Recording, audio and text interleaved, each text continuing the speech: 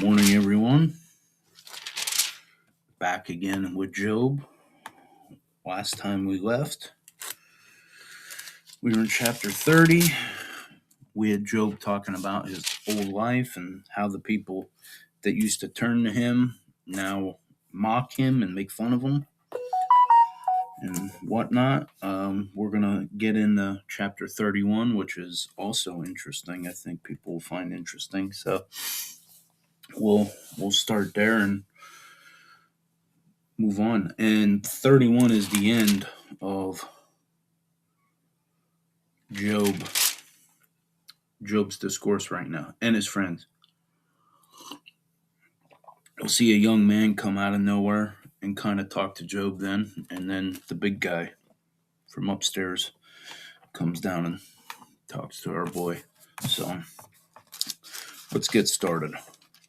I made a covenant with my eyes not to look lustfully at a girl, for what is man's lot from God above, his heritage from the Almighty on high? Is it not ruin for the wicked, disaster for those who do wrong? Does he not see my ways and count my every step? If I have walked in falsehood, or my foot has hurried after deceit, let God weigh me in honest scales, and he will know that I am blameless. If my steps have turned from my path, if my heart has been led by my eyes, or if my hands have been defiled, then may others eat what I have sown, and may my crops be uprooted.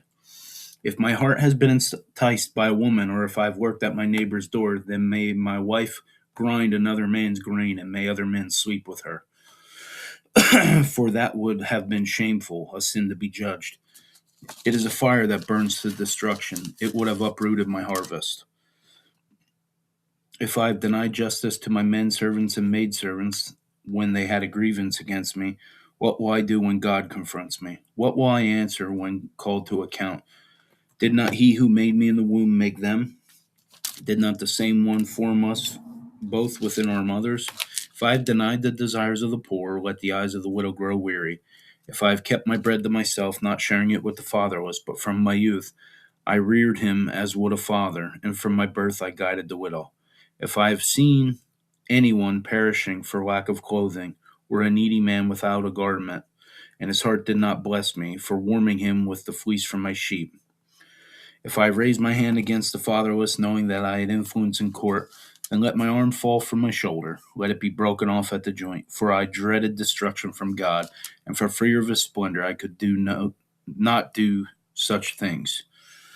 If I've put my trust in gold, or said the pure gold, you are my security, if I have rejoiced over my great wealth, the fortune my hands had gained, if I have regarded the sun and its radiance, or the moon moving in splendor, so that my heart was secretly enticed, and my hand offered them a kiss of homage, then these also would be sins to be judged, for would have been unfaithful to God on high.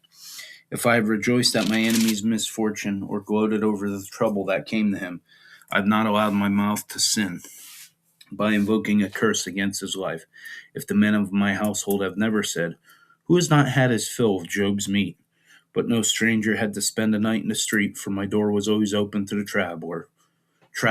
If I have concealed my sin as men do, if I have concealed if I have concealed my sin as men do, by hiding my guilt in my heart, because I so feared the crowd and so dreaded the contempt of the clans, that I kept silent and would not go outside.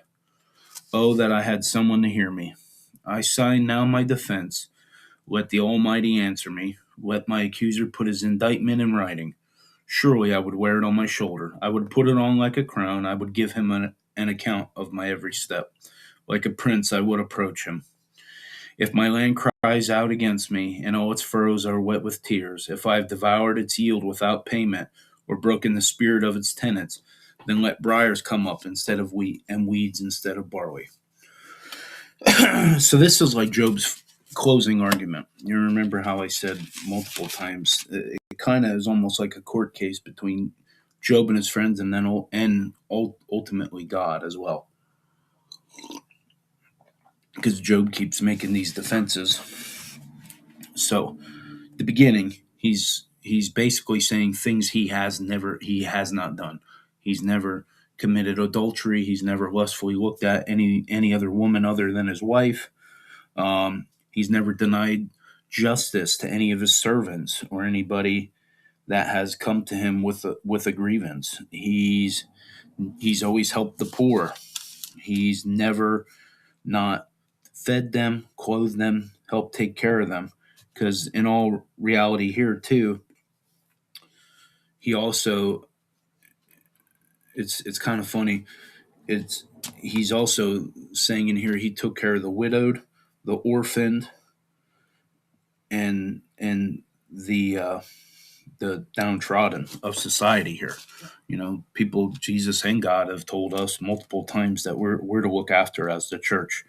So he actually, this being the first book of the Bible, is interesting. The first book, like written wise, one of the oldest books. Actually, that's my mistake. It's not the first book written; it's the oldest book in the Bible. So, being it's the oldest book in the Bible, it's interesting that he's quoting some stuff and saying some stuff, referencing things that we find in the New Testament. And also, he's referencing here that he had influence in court, i.e., he may be one of the first judges. He's also saying he was never about his wealth. He never put his trust in gold or said, "Hey, my wealth is my security." I mean, you see, even in we go back to the beginning, he never cursed God even after he lost all his wealth. He never mocked his enemies or gloated over them. He never cursed any of them with his mouth. He's always taking care of people. So, and then the last couple verses, the last 5 verses, he he basically says, I sign now my, oh, that I had someone to hear me. I sign now my defense. Let the Almighty answer me. So he's like, this is it. Come down here and answer this. This is my closing argument in this case. So he's basically is almost he's interesting in that he almost, like I said before, he's like this habitual line stepper.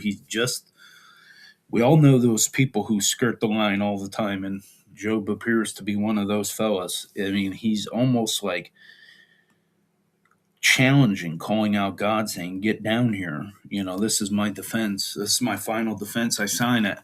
And and then he says, "Let my accuser put his indictment in writing." So tell me what I did wrong. Write it down, and I'll wear it on my shoulder. I'll put it on like a crown.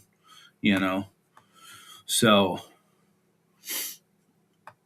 that's an interesting thing. It's a lot to, if you kind of like read between some of the lines here, what he's saying. So